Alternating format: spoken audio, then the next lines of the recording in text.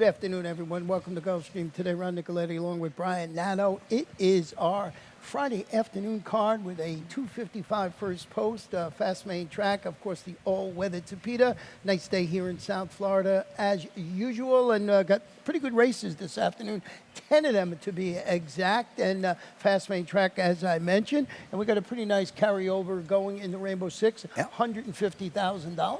Yeah, absolutely. Good weekend on tap here. Good to see you back, my friend, as well. And we got 12 tomorrow and then the Sunday to wrap it up. But here it is right here, already at 150 after paying it off a Sunday ago. So it grows quickly, and looking forward to that. I know you've got your ticket coming up a little bit. Yeah, a little later on. So about 50 minutes to first race post this afternoon. And the first race is going to be on the all-weather Tapeta at 5.5 furlongs. Maiden special weight filly 2-year-olds. And I know you put an early pick 5 ticket together. Let's check it out. I did. It's a tough group here, and I'm going to spread here in this opening leg, race number 2. I've got Gilligan, a little bit of a price in there with Frosted Armour, the logical one. 4 deep, another 2-year-old race that I thought could be problematic in the third. So we'll spread there. 3 deep in the fourth with the top pick. Nothing good comes easy. And then the single to get out, and the scratch of Splicer kind of gave me some more confidence as well. But we'll go with Kizzy. I think Kizzy's loose in that spot for Monica McGoey. Yeah, Junior Alvarado in the saddle this afternoon. So going back to this first race, as I mentioned at the top, 5.5 furlongs, maiden special weight filly, 2-year-olds, no scratches. Jockey changers in the race, and I know that I started off and you started off with Fast Kimmy, and I think you got a replay. Yeah, we do, and this is, you're going to see a first-time starter here breaking slow, and that's just not what you want to happen when you've got a first-time starter, and Kizzy, Fast Kimmy's the 4, so we're going to drop back out of it kind of immediately at the start, and you're going to get whacked again. Watch this one get pushed her right, our kind of left here on the screen, and that's not where we want to go, again, as a first-time starter here, but with all that being said, now we're coming into the far turn. She's nowhere to be found. But I thought she showed some interest here, Ronnie. She's still way back there. There she is dipping into the picture. And, you know, we've said this. We say this before, that these first-time starters, when things don't go their way, or they want nothing to do with it, they'll fight again next time. I thought she ran on admirably, Ronnie, in the lane. She showed some fight, some desire. I would like to think we get an alert beginning today, and maybe she puts her best foot forward. Stretching out to 5.5 furlongs. You saw the trouble she had for trainer Javier Gonzalez, Leonel Reyes in the saddle today. All the money right now on the one factor. That is the daughter of the factor, debuting from Marquesi. I found an incredible stat. Just a 2-year-old first-time starters.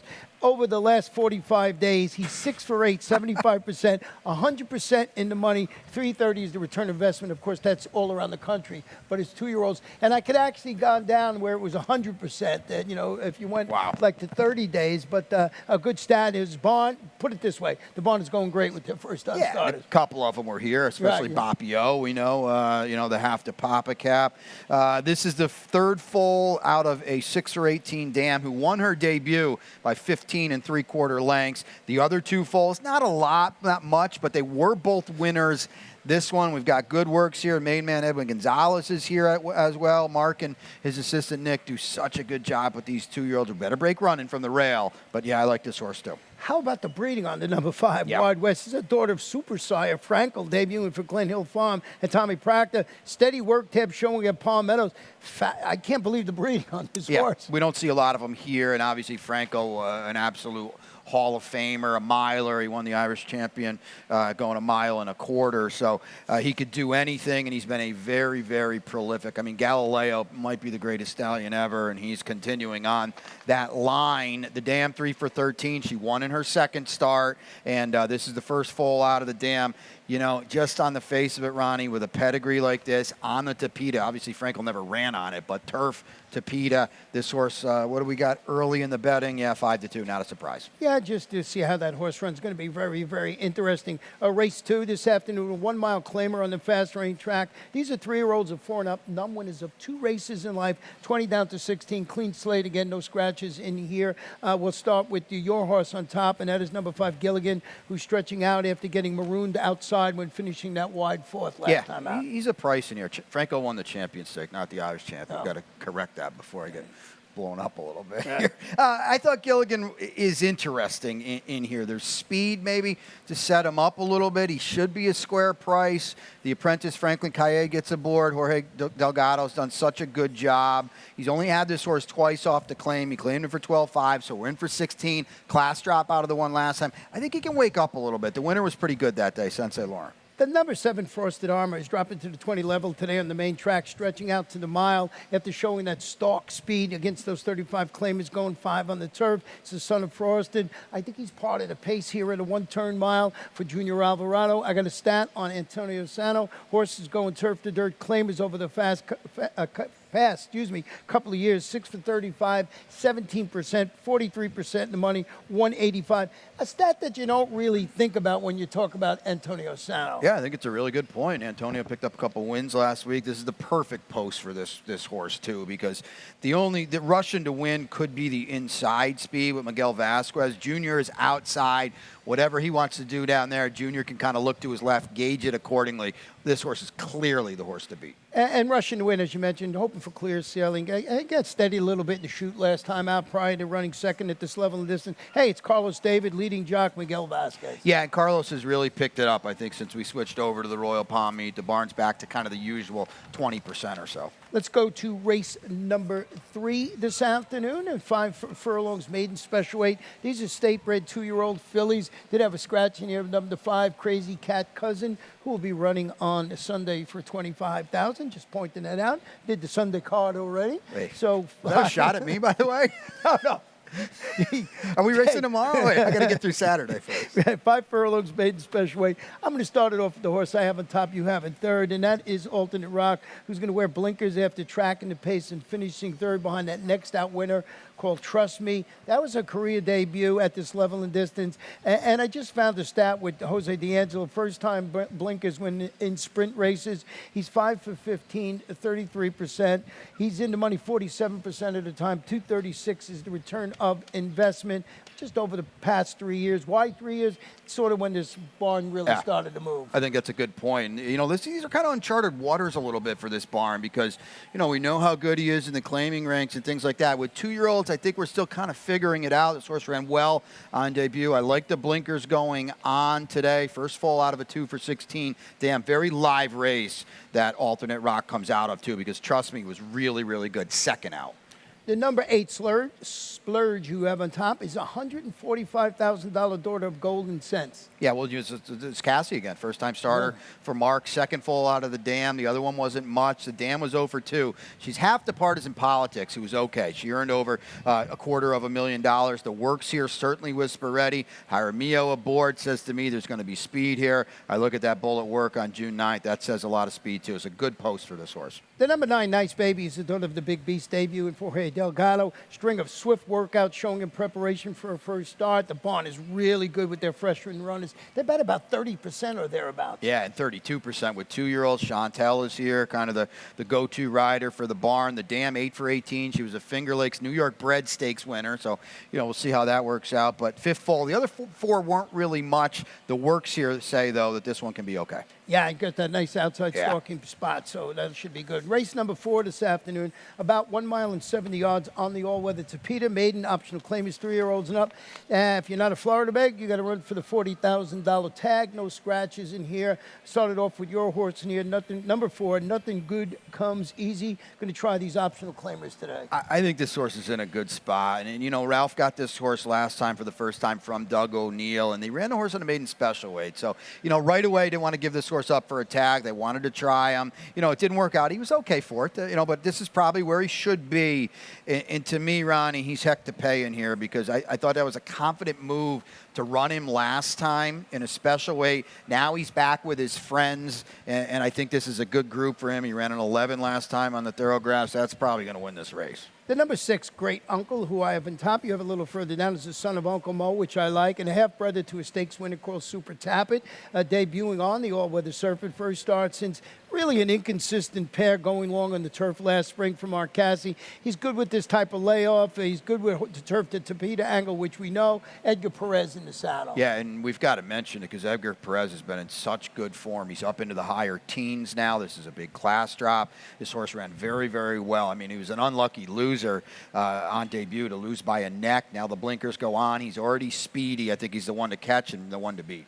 And Mark Cassie also has the number 5 in here, Engines Ready. Yeah, I mean, he's fine, too. He's a special weight jobber. He comes out of that Starship Abraham race very, very live. We run as a first-time gelding with seemingly the proper spacing of about 6 weeks. So, you know, you can mix these three up. I'd like to think one of the three is going to win this race. You would think, at least when you're handicapping it the way we do. So race number 4, we're going to take a short break. When we come back, it'll be Rainbow Six time, and I'll have my ticket this afternoon.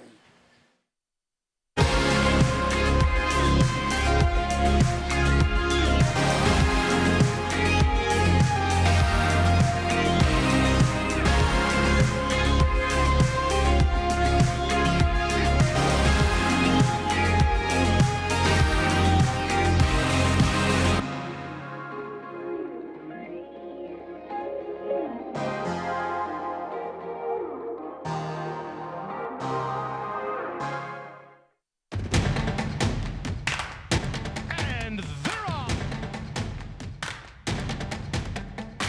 Second in the two-path. Round off first inside. Race.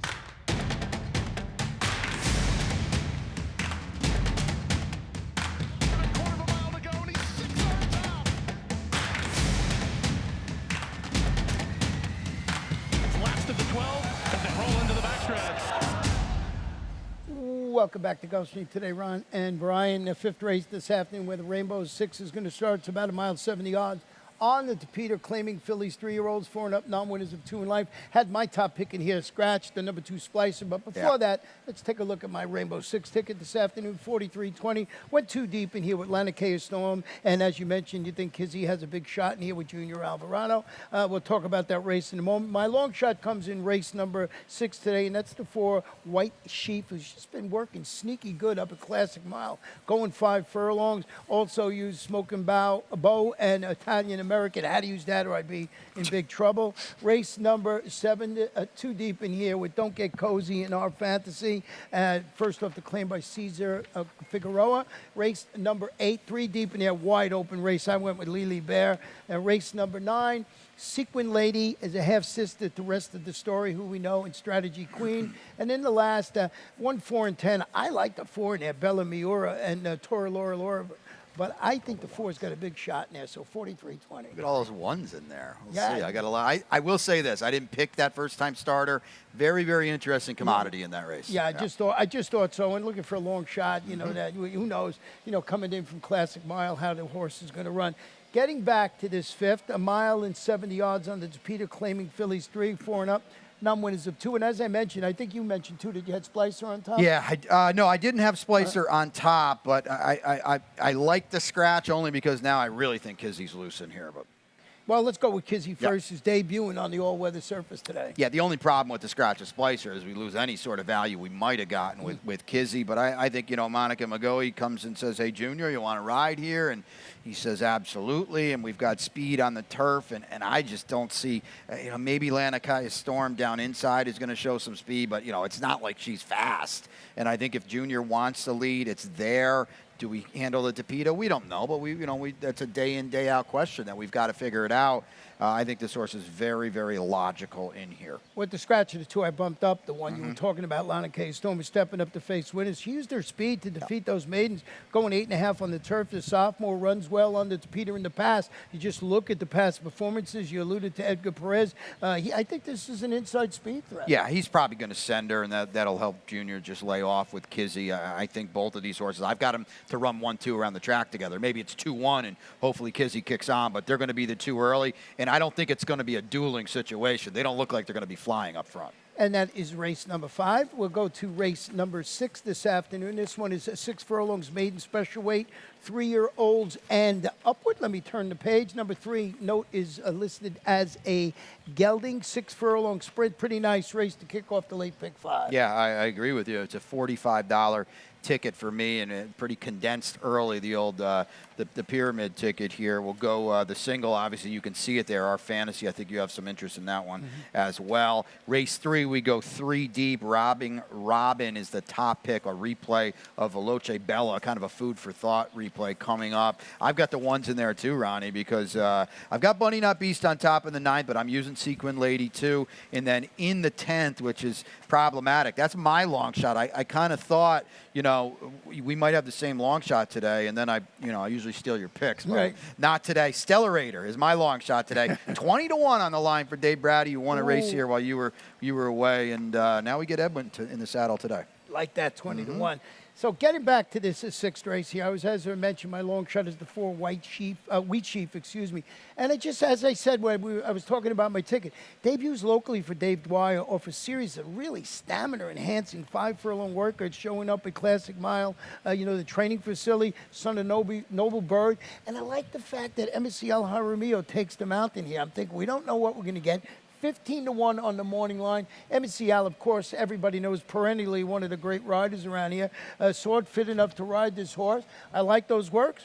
Let me take a shot. If Smoking Bow's 8-5, and I kind of agree that he is 8-5 in here, you're okay taking a shot. Right. Because listen, he's the most likely winner. He's no great shakes. He's had his chances. I definitely kind of agree with what you're kind of trying to do here. I don't know what to make about this horse. I'll tell you this. Check the tote board. Oh, If you're playing the pick 5, if you're playing the rainbow, look at the double will pays, because if this horse is live and taking some money, look out, because he doesn't have to, beat 3 giants in here. Yeah, and that was what I was sort of looking. You make a great point with that. And you did go with the number 2 Royal Harry, who I did not use on my ticket. Tell me why. Well, I mean, again, it goes back to we've got one horse to beat, and that's Smoking Bow. And listen, he's okay, but, he's had 7 chances. He's run second 4 times. I thought Royal Harry really, really woke up last time with the blinkers going on. He ran a 12 that day. Smoking Bow ran a 10. I like the aggressive rise in class now from Fernando Abreu. Why not? I mean, maybe he's moving forward. Smoking Bow is reclaimed by Kathy Ridfo, so they went back in and jumped in to get this horse. Should be primed and ready to offer more. Return from the freshening. Finished an okay second at this level and distance. David Lopez in the saddle today. Yeah, I picked him last time. I liked him last time. He ran fine. Hammer Lane, they bet him off the board. He was good that day. I didn't think he was that good the other day. And again, now the losses are starting to add up a little bit. And now the 6-1 I got last time, well, that's long gone in here. So to me, you got to try to beat a horse like this. Well, it's in my contract. I have to pick the one horse somewhere, Italian-American, who's the son of American Pharaoh, debuting for Patrick Biancone. Ideal spot for a first-time starter. This is what I'm doing with the 4, I'm not enamored by anybody else in the race. Gets Lasix, Romero Mirage handling, but it's always adventurous inside post. You took the words out of my mouth. I just didn't like the rail draw, and I was wondering maybe if this horse can run a little bit, maybe 6 is a little sharp for him too. Let's go to race number 7, 7 furlong starter allowance, fillies and mares, 4 and up. Started for 12.5 or less this afternoon. Nice field of 7 in here. And you went with the number 3, Our Fantasy, who's going to the Cesar Figueroa barn. I think you got a video you want to show? Yeah, we got a lot going on here with this horse. Best bet of the day, too. Let's take a look at the break here last time. And you look at this horse's past performances. This is a horse that wants to get engaged early. And she basically walks out of the gate. And she's out of it now. Not even in the picture anymore. But to her credit, now we'll fast forward entering the far turn because she's nowhere to be found right now. And then we're going to pick it up. Nice job, Bob. Thank you. Here she is now, drafted into your picture a little bit here. And I thought this was a pretty good run, Ronnie, all things considered, because she was taken way, way out of her element early. And she still runs on late to get third. And you look at her, again, you look at her prior form. She's a horse that's either been on the lead or been chasing / pressing the early splits. Being last, well back of the rest of the field, that is not where she wants to be. She had to work hard just to get position entering that far turn, and she's going to run on. She's going to pass them all but 2 of them. I thought it was a very, very commendable effort for a Cesar Figueroa barn that is really, really picking the right spots, and it's probably a good segue to turn it over to you, because I know you've got a stat on this barn that is doing really good things in this arena here. Yeah, we'll watch that horse run. Good there, Ned. So our fantasy, as you mentioned, Cesar Figueroa, first after the claim right here at Gulfstream Park over the past year. He's good, like you said. He's picking his spots. 4 for 11, 36%, 55% in the money. 305 is the return investment. We sort of been keeping an eye on this guy. All his horses, if they didn't win, they run well. And he's doing the same thing tomorrow with a horse that I like too. The other thing, and then I'll throw it back to you because you've got Don't Get Cozy on top. She's got no speed, and I know she's been facing tons better. 7 losses in a row. The number 6, as you mentioned, Don't Get Cozy, drops to this level of 12.5 in the starter allowance, facing stakes caliber competition throughout our 2022 campaign for Antonio Sano. You're getting Edgar Zayas. That is great news. Named on this multiple winner at the 7 furlong distance. You know, that's one of my angles, and that's basically why I flip-flop these two horses. Yeah, you know, I don't think we mentioned Edgard's back, which is awesome and great to see. So cool. He's been out for an extended period. His first mount comes in race 3, Flag Woman for Ralph Nix on a 2-year-old firster. You know, don't look at the races. You said it all, Ronnie. Don't Get Cozy. The horses she's finishing. My goodness, Spirit Win will be 1 to 100 in this race. But she's got no speed. She comes from out of the clouds, and there's no doubt our Fantasy's going to get first run. Yeah, and then I use Sorry Hope just real quickly, cutting back to 7 on the dirt after a 2-race win streak on the grass ended. It's just the fact that she's in good form. For Monica Magoa, you're getting Jose Morelos surface switch this afternoon. Yeah, she's got speed too, so she'll be close throughout. Race number 8 this afternoon, 6½ furlongs. These are claiming fillies, 3-year-olds, 4 and up, non-winners of 2 races in life. And we have a field of 8 in here. And let's start it off with your 4-horse in here, and that's Robin. A nice 6-1 on the board for Kathleen O'Connell. Yeah, I just like the drop here, the cutback from a mile, a flat 1-turn mile, which I think is probably, at the end of the day, the toughest trip we run here. And she didn't really break that day from a bad post. Now she's back. She's going to spy or press the speed of Veloce Bella. And, you know, Miguel jumps aboard. I think there's a lot of reason to like it. I know you and I are both big fans of Kathleen O'Connell. Big fans of Kathleen O'Connell. Now, you do have the number 3 horse. No, you have a little further down in the ticker. But let's talk about Lily Bear first. The number 8. I know you want to show a video on Veloce Bella.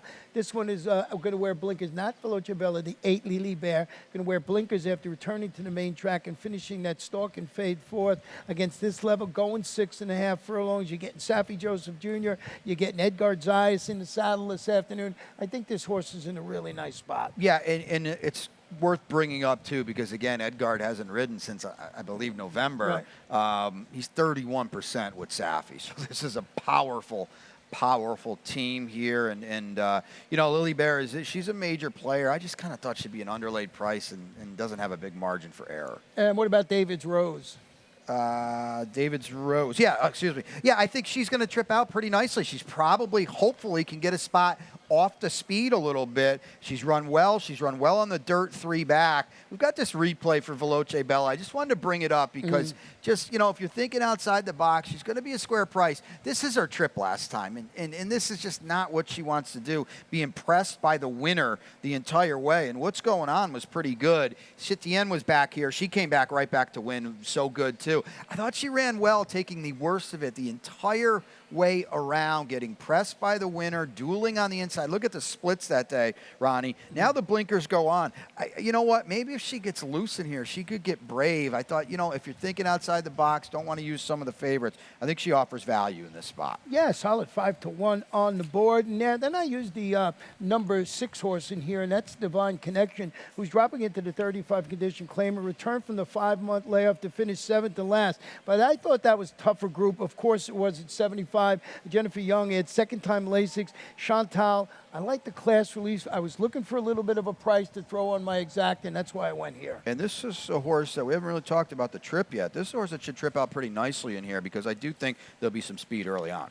And Felicia de Argento is back into a competitive level today. She's going to be closing. I don't know how the mile's going to suit her. It's going to be a really sharp trip for her, but she'll be running on late. Race number 9 this afternoon, 5½ furlongs on the all-weather. Allowance optional claimer, Phillies 3-year-olds. The optional tag, $75,000. Feature race this afternoon. We'll go with your 5 who you have on top, and that is Bunny Not Beast, who's from Kelsey Danner's barn. Yeah, I think getting back to the Tapeta is big, right? I mean, didn't run on the dirt last time. Let's just draw a line through it. She's back on the Tapeta where she's run so well. 2 for 3 with a second, so she loves this local course. Big figures for her, and she's perfectly drawn outside the speed. Yeah, and you make a great point. A record on the Tapeta, 3 starts, 2 wins in a second. 1 of 2 in the race for Kelsey Danner. The other one is the horse we'll talk about now, and that is Sequin Lady, who I mentioned is a half-sister to that Stakes Place Rest of the Story, who we know runs around here. Stretching out to the 5½, return from the layoff to break from the rail and finish second. So Kelsey's got Edgar Perez, who's in good form, handling the second start after the layoff.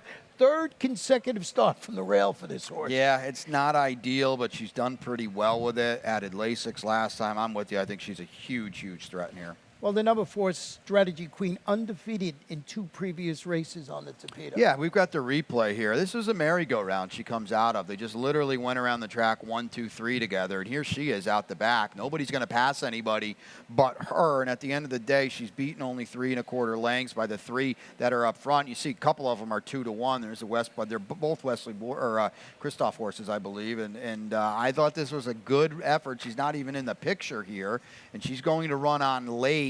And I thought this was one of those scenarios where it was a better effort than it might look on paper in a race that was completely against her. I know you've got her in second. I've got her in the mix as well. I mean, I'm not going to tell you not to sleep on Safi and Edwin Gonzalez, but you might get a hint of value here too. Well, race number 10 this afternoon is 5.5 furlongs on the Tapeta Maiden Claim. Is fillies and mares 3 and up.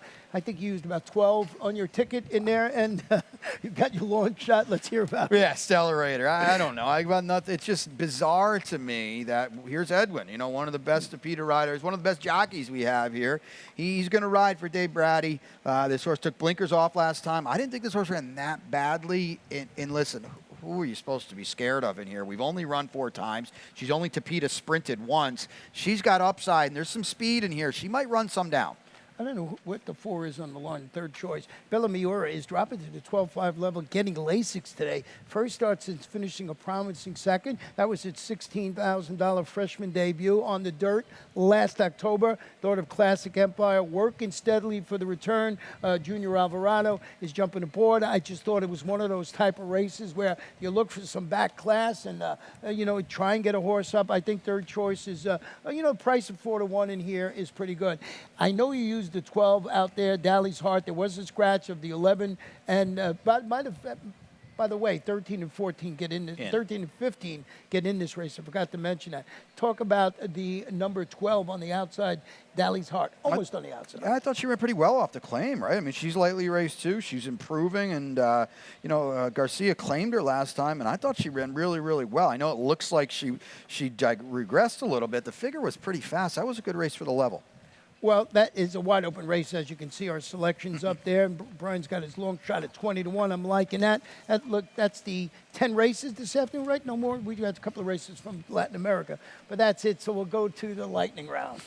Standings as we usually do on Friday, and kind of a broken record here. I know you weren't here last week. Nothing changed, by the way. I was watching. And actually, Miguel and Safi both extended their leads.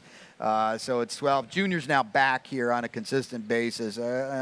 I'd put a buck or two that he hits that podium. Oh, yeah, he's going to be right up there for sure. And Lionel Reyes, what a great meet he's having. You see, and there's the trainers at Safi up there. Rohan, as we mentioned ad nauseum, what a great meet he's having. Joe Orsino. Yeah, he's good. He's been good. And Mark Cassie, when these 2-year-olds, there'll be a lot of 2-year-olds, you're going to watch him go right up that ladder. Yep. As we've been doing here, our best bets in the long shots. Me, our fantasy today, and you've got... Forsted Armor in race number 2 this afternoon. Yeah, another one that I think hits really hard. My long shot in the finale, we just saw it, 20 to 1. And you are with the first-time starter, which I think is interesting. Yeah, Wheat Sheaf in race number 6 this afternoon at 15 to 1. So it looks like you know both those races where you want to try and get a long shot to win. Without a doubt. This is cool, too.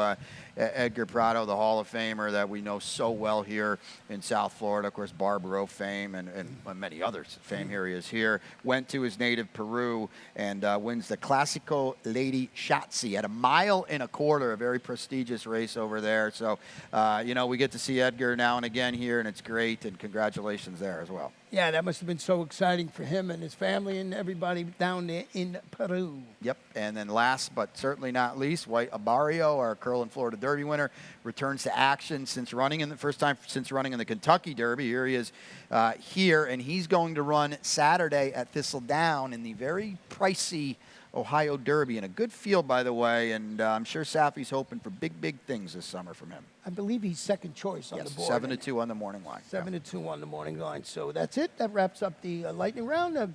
Good luck with all your selections throughout the afternoon. Brian and I will be here throughout the day trying to give you some useful updates. We'll be back in just a bit.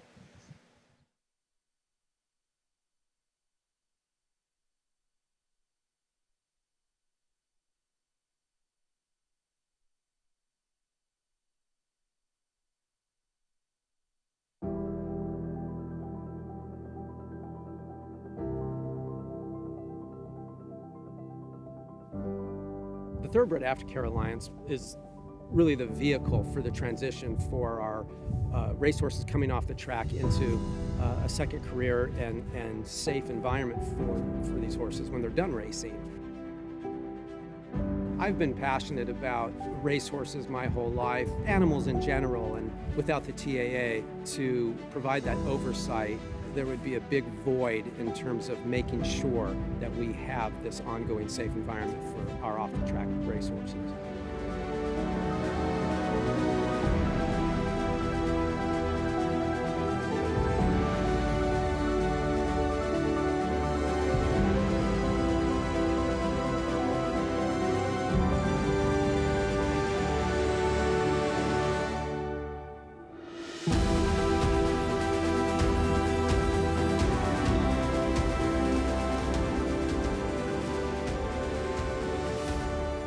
I'm excited about the undertaking and excited about working with our board and our team at the TAA to continue the wonderful progress that has been made. So I'm very excited about what the future holds.